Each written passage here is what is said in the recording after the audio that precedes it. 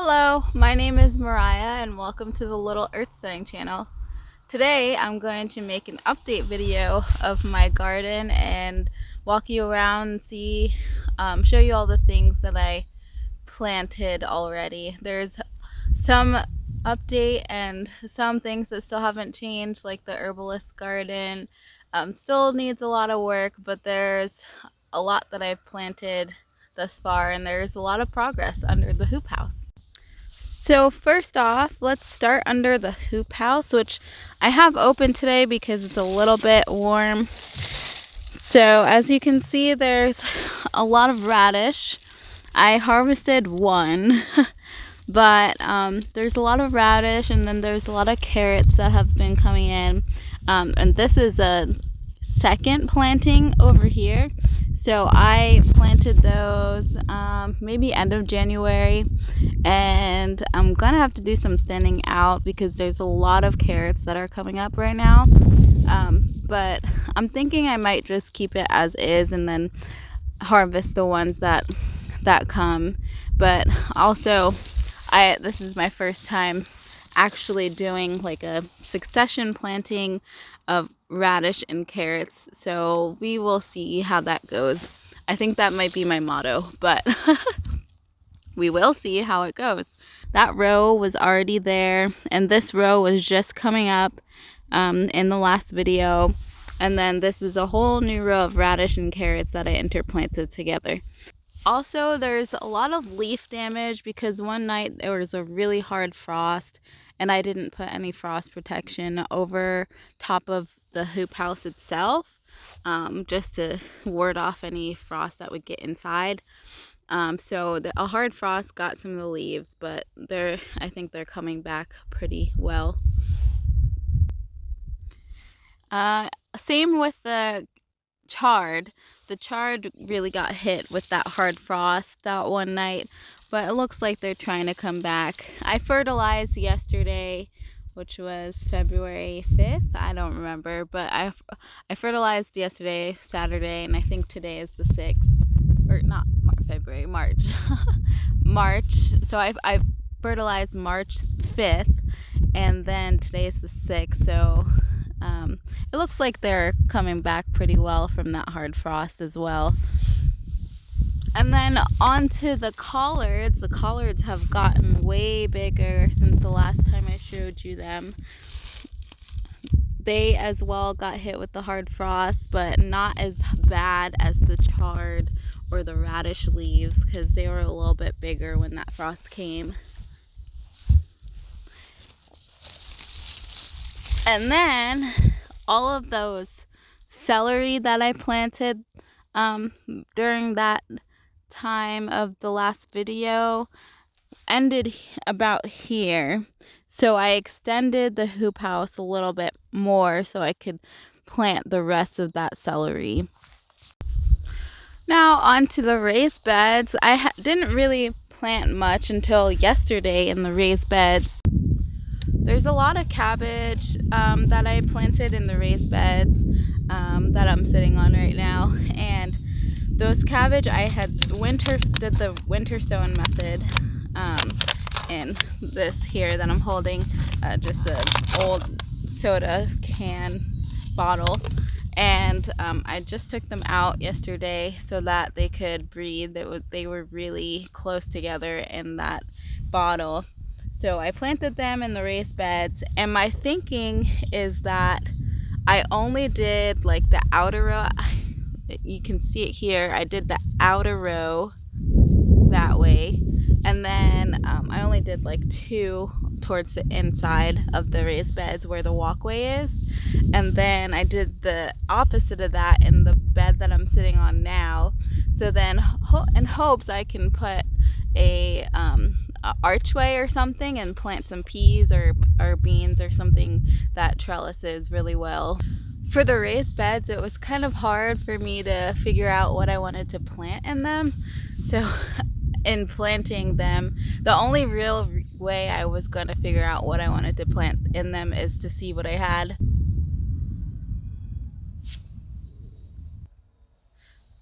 We got a banshee. It's the garden cat. He'll come and lay on your soil. But yeah, the real plan, I didn't really have a plan in the raised beds, but after planting the cabbage, I was like, you know, I could do something that trellises in there.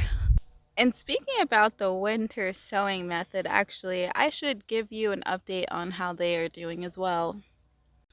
So like I said, I planted the cabbage, and I'll also show you that I planted the leeks that were in the winter sown method and the onions that I had in bottles. So what's left is like thyme. I think this is the thyme.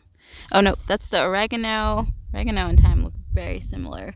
But the oregano, more leeks that I thought were a little bit too small to put out there. And then this is the thyme. And then Echinacea, which I just saw starting to come up. I didn't really know if that was gonna come up, but it looks like it is, so that's exciting. And then this was leeks, but there is also oregano or thyme that got planted in there, so I just closed this back up and let it do its thing. And then there's a bunch of cilantro, and then an onion that was left over that was a little too small or didn't quite pop up yet in order for me to plant it. And then I think this is also leeks that were also too small to plant outside. And a garden cat that I didn't plant and eating grass. And then, yeah, so that's the cabbage. You can see that there. I just put fish fertilizer on them that was mixed with water. So I might need to water them today. It's kind of sunny, so yeah, I'm gonna need to water them. So here's a little perspective of what's planted, or what is kind of the setup over here again. So the hoop house is right there, and I'm planning on extending these beds. We did do a burn, so we might clean that area up so I can extend maybe these last two beds over. But I'll see about that. Hi, Benchy. Hi, buddy. You following Mama today? So over here, I planted some garlic. Only 2 are up right now, and this was an experiment because I planted them kind of late for garlic, and I didn't cover them very well. So only 2 are up. Maybe I'm giving the others a chance before I plant something else in that spot, but yeah, only 2 garlic are up. And then yesterday I planted a whole bunch of leeks, which are here, and the popsicle sticks kind of show me where I started for that plant. So there's 3 rows of onions, and there's like 5 rows of leeks, and there's still more leeks to plant. So I've definitely outdone myself over on leeks. I think I'm good with enough. I think I have enough leeks. That's pretty much the extent of the vegetable garden right now. There's still like berries and grapes that I want to be planting out there, so there's still that to do. And just bordering planting spaces. And now we'll go to the medicinal side of the garden, which I'm excited to show you. There's a lot of progress over there. So sorry about the dog barking, but he is keeping guard and being cute. But so there is a lot of progress, well, enough progress in the medicinal garden for now. I planted some things, and as we know, there's lovage here. It started coming up, but I think something ate it, so I might need to protect it from that. So what's still in pots, The St. John's wort is still in pots. The yarrow still in pots, and the oak seeds are still in pots. But then there's a couple of new additions that are in pots as of right now until I can figure out what to do with them, or where to put them, you know. There's Columbine, and there's 5 plants in here, which I need to split up. I didn't realize I got 5 plants of Columbine, wild Columbine, from the Native Plant Society. But I will need to split those up so they have more room. And then there's a Nootka Rose. If I said that right, I might correct it here. But which is a wild native rose in Oregon. And then there's also 2 elderberry trees that I planted in pots. I may give away one and save the other, but I'm not completely sure on that. Or I might keep one in a pot and put one in the ground, because eventually, you know, if we ever do get more land or something like that, then I might put it in the ground there, and I'll still have it, and it'll be more mature. The next pod of marshmallow, this also looks like it kind of got a little damaged by something, or something tried to eat it, because you see that type of damage, like somebody tried to chomp away at it. May have been my cat, but probably not, maybe a deer. So I'll need to protect that marshmallow a bit more. But they are trying to come up, so I think the planting of them was successful. And then over here, okay, so this might be, I think this is mountain thyme. Yeah, that's thyme that got in there. It's not the ginseng that I thought it was. But there are 3 new additions to this area. I planted some self-heal, and self-heal is really good in salves. I like to use them in salves. That's how I was taught to use them, but I think you can make tea out of it, I'm pretty sure. But it's really good in salves, and it's so pretty. It's got these beautiful flowers, which I hope to show you in another garden tour. So they came in these plugs, and I need to cover that a little bit more and water them a little. Yeah, they came in these plugs, and I just planted the plugs over here. Banshee wants to be in the video. Hi, Banshee. Say hello. Over here, something really awesome that's coming up is the Echinacea. Look at her. She looks so beautiful in all her natural beauty.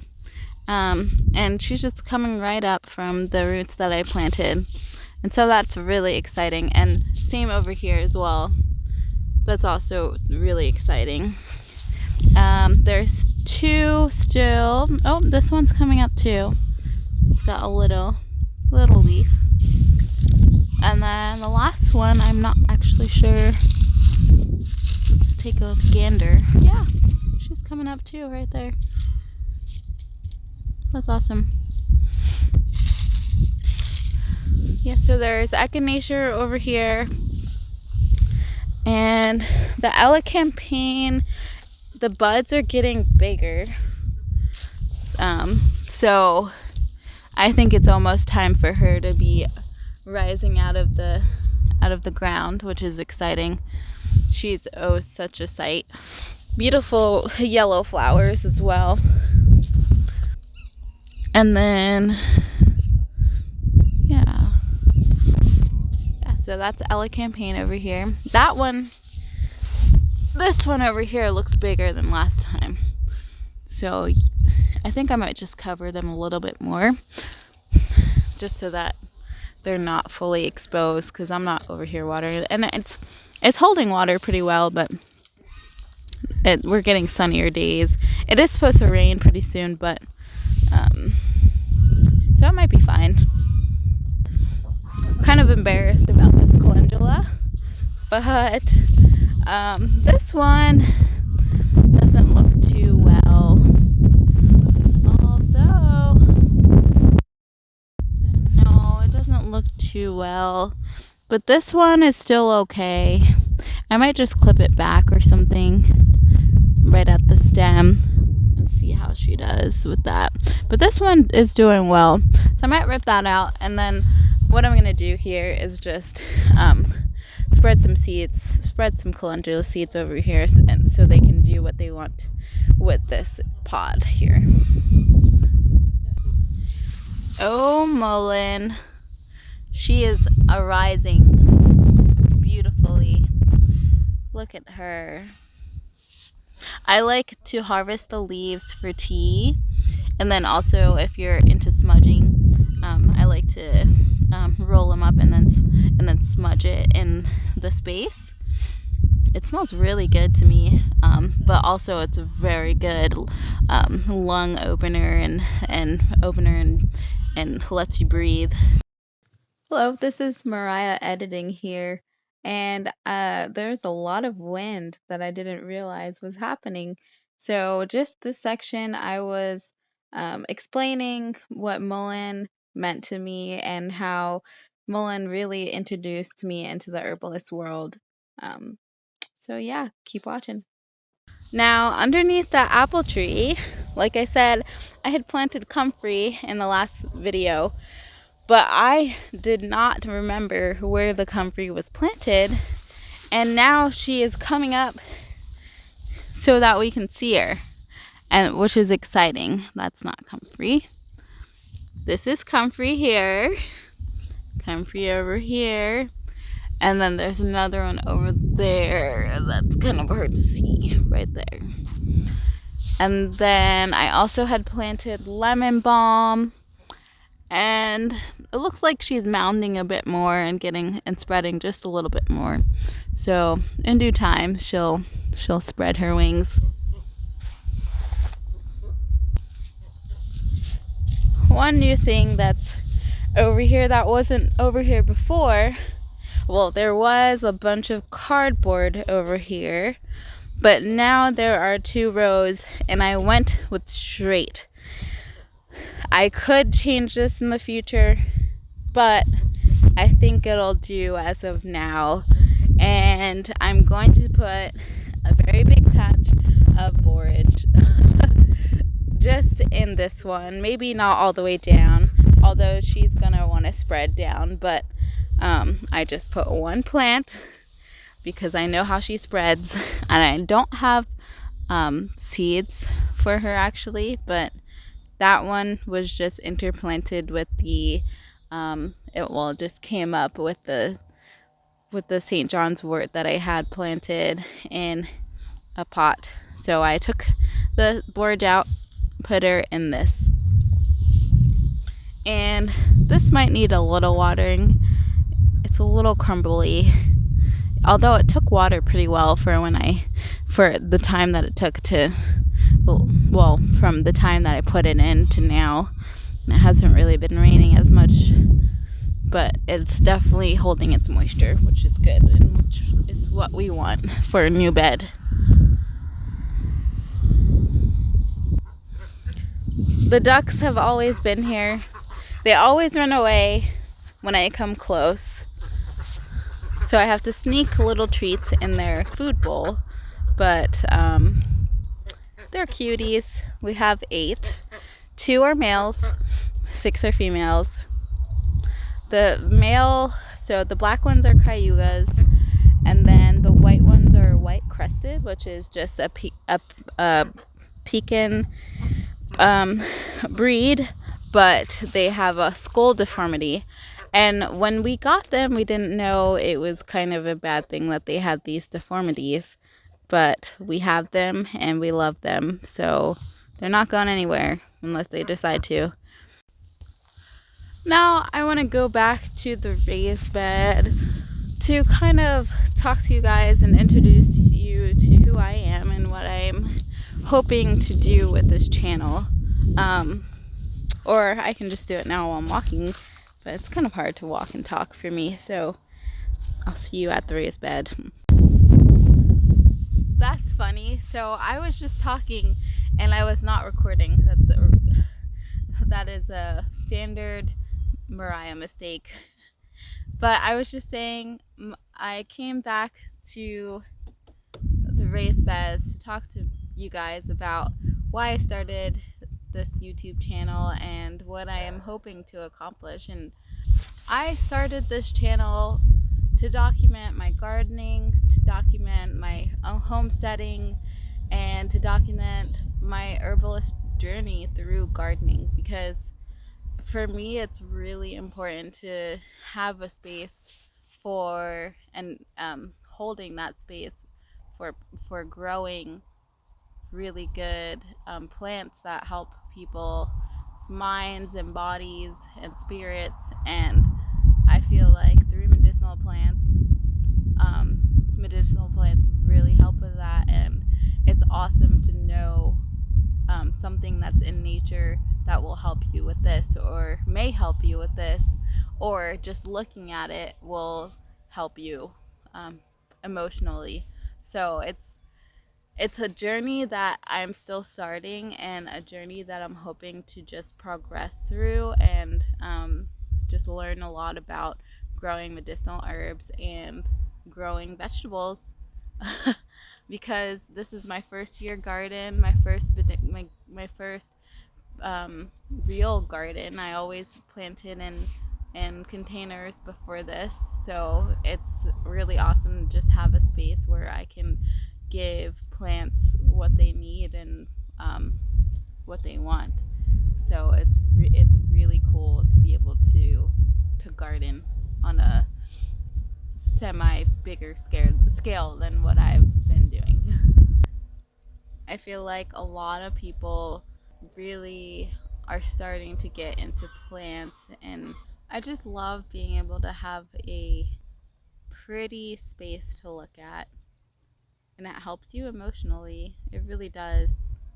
So yeah, documenting my gardening journey through garden tours, and documenting my homesteading and the ducks, my goats, new dog, Banshee, my cat, the progress restoring this land back to what it once was, or better than it was. I want to grow as a gardener and as an herbalist, and I think this will help me so I can remember what I've done before, and also like document see the changes in my garden throughout the years. So I'm excited to video what I've been doing and what I continue to do, and I hope that people like to watch it. That's always nice too, and to build a base and build a community. So thanks for hanging out with me this time, and I'll see you next time. Hi, Benji.